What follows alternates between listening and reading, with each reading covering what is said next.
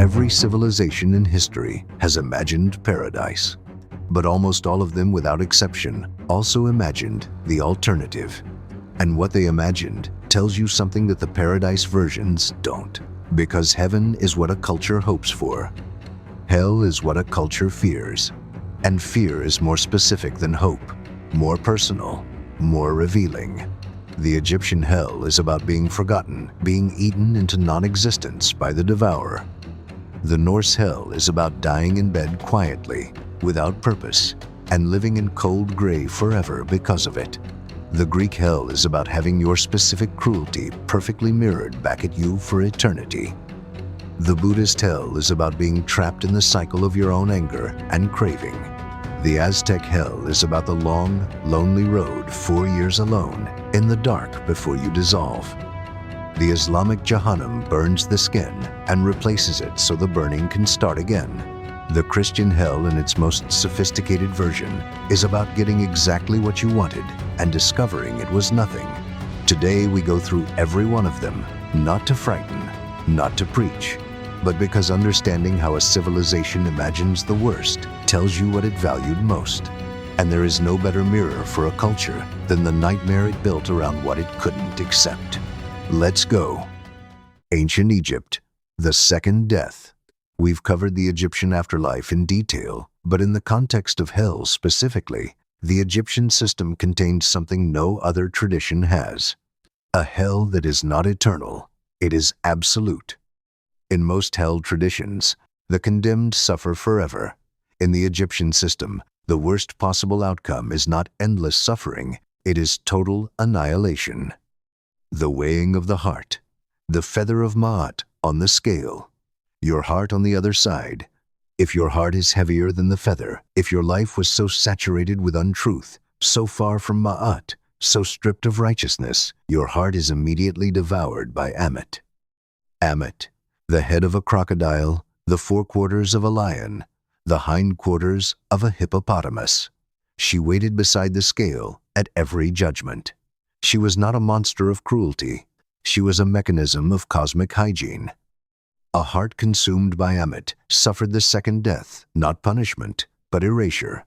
The soul ceased, not sent to a place of fire, not imprisoned in a dark realm, simply gone unmade from existence as completely as if it had never been. For the Egyptians, this was worse than any amount of suffering, because suffering still implies existence. You still are, even if what you are is in pain. The second death says, you are not, you never will be again. Every memory of you, every trace of your existence, every thread connecting you to anything severed. The Egyptian hell is not a place. It is the end of being a place. The exceptions, torture in the Duat. The journey through the Duat did involve hazards that resembled torture for the unprepared. Monsters that could trap souls, fire-breathing serpents guarding gates, lakes of fire. The texts describe chambers where the wicked are tormented by demons, but these are presented as purifications, not permanent states. They could be passed through with the correct spells and preparations. The truly irredeemable, those whose hearts were simply too heavy for any path through faced Ammit. Everyone else had a chance. The Egyptian hell rewards preparation and punishes the accumulation of genuine moral corruption, not ignorance or weakness or failure, but the wholesale abandonment of truth. Ancient Greece, Tartarus, and the art of perfect punishment. The Greek Tartarus is not a hell for the generally wicked. It is a hell for a very specific kind of transgressor, and its punishments are so precisely calibrated to the crime that they feel less like cruelty and more like cosmic poetry. Who goes to Tartarus? Not murderers, mostly, not thieves, not the unkind. Those people went to the asphodel meadows, gray and purposeless, but not punished. Tartarus was reserved for those who personally offended the gods, who challenged divine authority, who attempted to transcend the proper boundaries between mortal and divine, who committed what the Greeks considered the ultimate sin, hubris extended into cosmic defiance. Sisyphus, king of Ephyra, the craftiest man who ever lived. He cheated death twice, literally imprisoned the god Thanatos in chains so that no one on earth could die, then tricked Persephone into letting him return from the underworld to settle his affairs. He lived to old age before finally being reclaimed. His punishment: roll a massive boulder up a steep hill, watch it roll back down, roll it up again, forever. The punishment is not arbitrary. Sisyphus lived his entire life building and building and building, always toward the next scheme, the next trick, the next escape from consequence. His life was a boulder endlessly rolled uphill. Now it is literal. Now he can stop pretending it was going somewhere. Tantalus, a king who was invited to dine with the gods and served them his own son Pelops as a meal, either to test if they were truly omniscient or out of some incomprehensible cruelty. His punishment: stand in a pool of water beneath a fruit tree. Every time he bends to drink, the water recedes. Every time he reaches for the fruit, the branches lift out of reach. He has everything he needs, perpetually within arm's reach, permanently inaccessible. The English word tantalize comes from his name. Ixion, king who murdered his father-in-law, was purified by Zeus and then attempted to seduce Hera, Zeus's own wife, in repayment. His punishment: bound to a spinning wheel of fire, rotating forever. The Danaids, 50 women who murdered their husbands on their wedding night. Their punishment: fill a vessel with water using leaking jars. Pour and pour and pour, and the vessel is never full. The work of the Danaids is the hell of futility effort that never results in completion, labor that produces nothing. It is the punishment for those who destroyed what should have been built. What Tartarus tells us about Greece: the Greeks did not believe that ordinary human wickedness deserved eternal cosmic punishment. That would imply a universe more obsessed with revenge than with order. What they believed deserved eternal punishment was the refusal to accept limits. The insistence that you could outsmart death, that you could transcend the mortal condition, that the rules that applied to everyone else did not apply to you. Tartarus is not a hell for the bad. It is a hell for the limitless. Zoroastrianism, the house of lies. The Zoroastrian hell is called Druj Damana, the house of the lie, or sometimes Duzak, the place of the worst existence. It is the direct antithesis of the house of song, the Zoroastrian paradise, where the house of song is light, truth, and the presence of Ahura Mazda. The house of the lie is darkness, falsehood, and the presence of Angra Mainyu, the destructive spirit. The soul that spent its life choosing the lie, deception, cruelty, the rejection of truth crosses the Chinvad Bridge and finds it narrowing beneath its feet.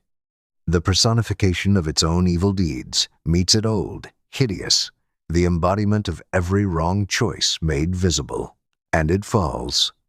The Zoroastrian hell is deeply cold, the opposite of the fire imagery that dominates most Western hell traditions. Cold, dark, stinking, and profoundly lonely. The condemned exist in the company of other corrupted souls, but there is no community here. There is only the isolation of those who chose themselves over truth. The crucial difference: as we noted in the Apocalypse video, the Zoroastrian hell is not eternal. At the end of time, when Angra Mainyu is destroyed and evil is annihilated from existence, even the souls in the House of Lies are purified. The molten metal river purges everything. The fire that destroys the wicked is the same fire that cleanses them. Zoroastrian hell is a furnace, and furnaces have a purpose beyond the burning. Christianity and Islam. We covered this in full in the previous video, but for completeness, here's the summary in this context. Christian hell was built across centuries from multiple sources: Sheol, Gehenna, Revelation's lake of fire, and most vividly, Dante's 9 circles. Its dominant tradition holds it as eternal conscious torment, but annihilationism, permanent death, and universalism, eventual reconciliation, are serious theological alternatives. Its deepest purpose: the consequence of freedom, the natural destination of a self that structures itself around the rejection of God. Islamic Jahannam is described with extraordinary physical specificity in hundreds of Quranic verses. 7 gates, each for a different category of sin, skin burned and replaced. The Zakum tree. Boiling water. Its deepest punishment is reserved for hypocrites, those who professed faith while concealing disbelief. Mainstream Islam holds it as eternal for disbelievers, but a significant scholarly tradition argues it eventually ends through God's mercy. Both are covered in their full detail in the dedicated comparison video linked above. Hinduism, the Narakas, 28 hells, and every one of them temporary. Hindu cosmology contains what may be the most elaborate hell system in any religion. The Narakas, multiple hells of varying severity, administered by Yama and his divine accountant Chitragupta. Different texts give different numbers. Some sources list 21 Narakas, others 28, others more. Each hell is designed for a specific category of sin, with a punishment precisely calibrated to the offense. Some examples from the Vishnu Purana and Bhagavata Purana. Tamisra, the hell of darkness, for those who stole other people's possessions, spouses, or children. They are struck with iron rods and starved in absolute darkness. Raurava, the hell of the Ruru beasts, for those who caused harm to other living creatures for selfish reasons. The creatures they harmed become the Ruru beasts that torment them. Kumbhipaka, the hell of boiling oil, for those who cooked animals and birds alive. They are themselves cooked in boiling oil. And Hatamisra, the hell of blinding darkness, for men who seduced and exploited women through deception. They are struck with blindness so complete they lose their sense of self. Asapatravana, the forest of sword-leaf trees, for those who killed animals or harmed the environment unnecessarily. They are driven through forests where the leaves are razor-sharp swords. Notice the pattern. Every Naraka mirrors the offense. You did what you did now. You experience it from the other side. The crucial Hindu distinction. Every Naraka is temporary. This is fundamental to Hindu cosmology. The soul is eternal. Karma is not a sentence. It is a balance sheet. You spend time in the Naraka appropriate to your negative karma until that karma is exhausted. Then you are released to be reborn at whatever level of existence your remaining karma determines. Hell, in Hinduism, is a process of purification. Not pleasant genuinely, specifically terrible but purposeful. It burns away what needs to be burned. No one is permanently condemned. The soul always continues. Even the worst sinner, after an almost incomprehensibly long time in the deepest Naraka, eventually emerges, continues the cycle, and has the opportunity again. The Hindu cosmological time frames are vast enough that this is not easy comfort. 100 million years in Kumbhipaka is not a quick purgatory, but it is not forever. Buddhism, the Buddhist hells, and the mind that makes them. Buddhism has the most systematic hell cosmology in any tradition and the most psychologically profound explanation for why it exists. The Buddhist hells are called Narakas, sharing the Sanskrit root with Hindu hells, and they are organized in 2 main groups. The 8 hot Narakas, 8 levels of increasing heat and severity. The deepest is Avicii, the hell of uninterrupted suffering. Unlike the other hells, Avicii provides no moments of rest between torments. The suffering is continuous, total, and described as lasting almost incomprehensibly long, though still, technically, finite. The offenses that lead to Avicii are specifically severe: murdering a parent, killing an enlightened being, causing a schism in the Sangha, the Buddhist community, causing the Buddha to bleed. These are called the 5 grave offenses. The 8 cold Narakas, 8 levels of increasing cold, each named after the sound a suffering being makes in that cold, or the color their frozen skin turns. The realm of hungry ghosts. Between hell and the human realm is the realm of hungry ghosts, pretas. These beings have enormous stomachs but throats the width of needles. They are consumed by hunger and thirst that can never be satisfied. Everything they try to eat turns to fire or filth. They wander, perpetually starving, in a world saturated with the food and drink they cannot consume. The hungry ghost realm is the hell of craving, the state of existence produced by spending a life enslaved to desire without ever finding satisfaction. The craving becomes the condition. The need becomes the prison. What makes Buddhist hell unique? The Buddha was explicit. The cause of hell is not sin in the sense of moral failure judged by a divine authority. The cause of hell is mental states, hatred, delusion. Craving these mental states, when cultivated strongly enough and acted upon destructively enough, have consequences that naturally extend beyond death. The mind that spent a lifetime building structures of hatred does not suddenly become clear at death. It continues in the form those structures naturally produce. Buddhist hell is not punishment. It is continuation. The mind that is hell while alive is hell after death, until the karmic energy that maintains those mental states is exhausted. This is why the Buddhist response to hell is not fear of divine punishment. It is the practice of purifying the mind now. Not to avoid an external consequence, but because a mind consumed by hatred and craving is already experiencing a version of Naraka. The afterlife consequence is just the most extreme extension of what's already happening. Norse Náströnd and the shore of corpses.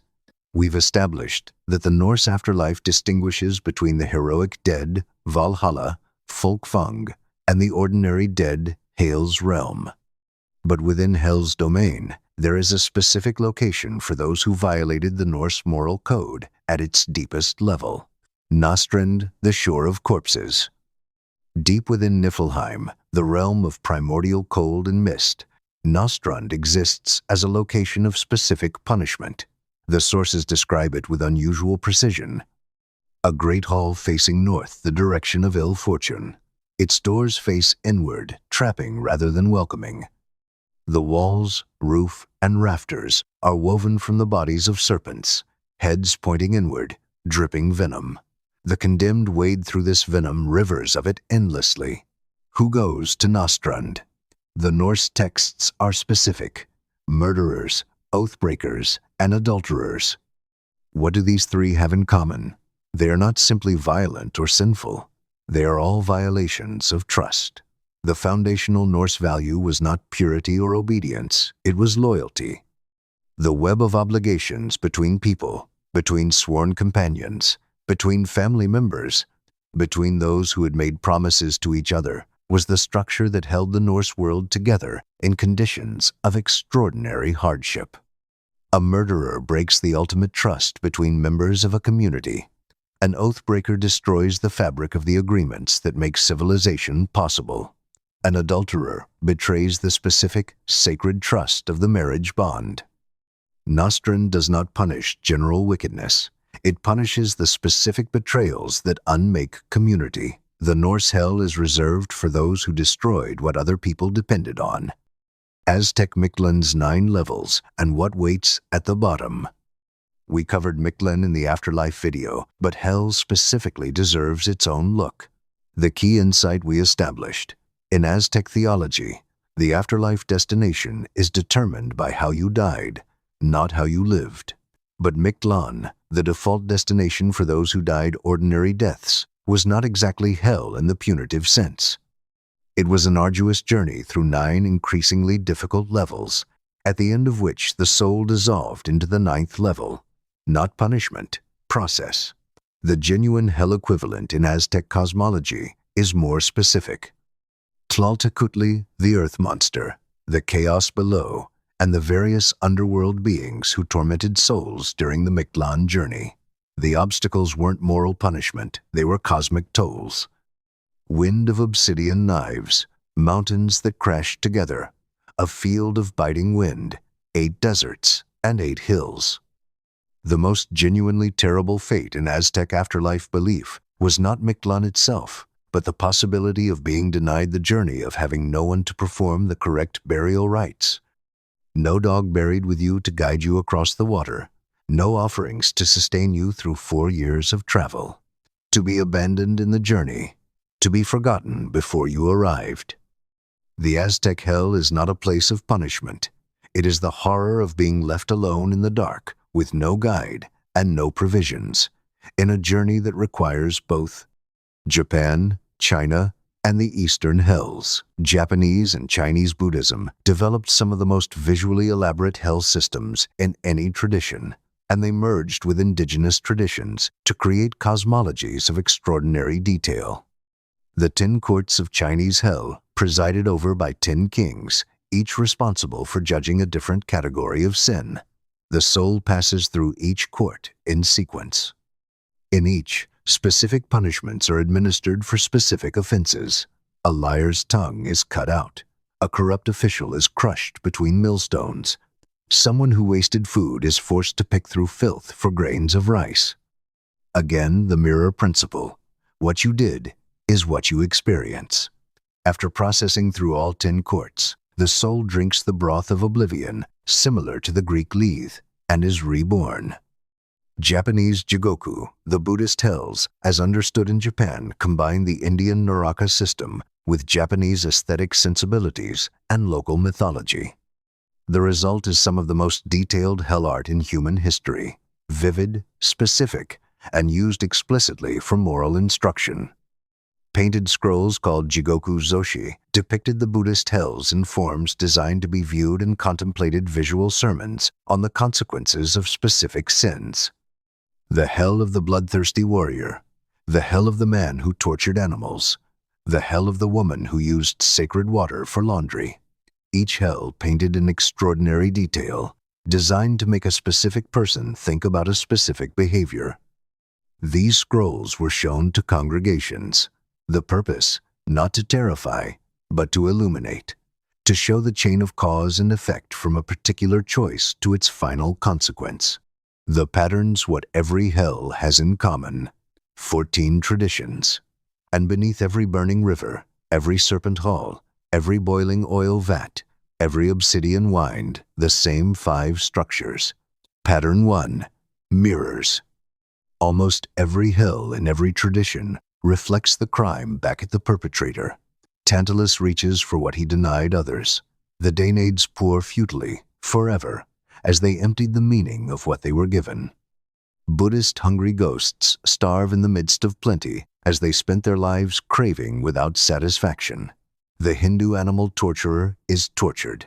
The Chinese liar's tongue is removed. This is not sadism. It is a philosophical claim. Evil is self-consuming. The damage you do to the world eventually circles back, stripped of all the rationalizations that made it feel justified, and becomes your experience. Every culture that invented a hell believed that reality, ultimately, is a mirror. Pattern 2. Proportion. With very few exceptions, hell's punishments are proportionate to the sin in duration, in intensity, in nature. The grave sinner faces worse than the minor sinner. The temporary sinner faces a temporary hell. The cosmic transgressor faces cosmic consequences. Even traditions that hold eternal hell, Christianity, mainstream Islam, typically distinguish between degrees of suffering within it. Not everyone in hell experiences the same thing. The barely damned suffer less than the profoundly wicked. The universe, in every tradition, maintains a sense of proportion. Pattern 3. The betrayal of the social bond is the worst sin. Look at who faces the deepest punishments across every tradition. Norse Náströnd, oath-breakers, murderers, adulterers, those who destroyed trust. Dante's deepest circle, traitors Brutus, Cassius, Judas, frozen in ice at the very bottom. Islam's deepest level of Jahannam, hypocrites, those who pretended to belong while secretly undermining the community. Egyptian's second death, those who had so thoroughly abandoned Ma'at, the truth that holds society together, that their hearts were heavier than a feather. In every tradition, the very worst sin is not private wickedness. It is the destruction of the bonds between people. Betrayal is always worse than violence. Hypocrisy is always worse than open opposition. The destruction of trust is always the bottom of the moral universe. Pattern 4. Most hells are not eternal. This surprises most people.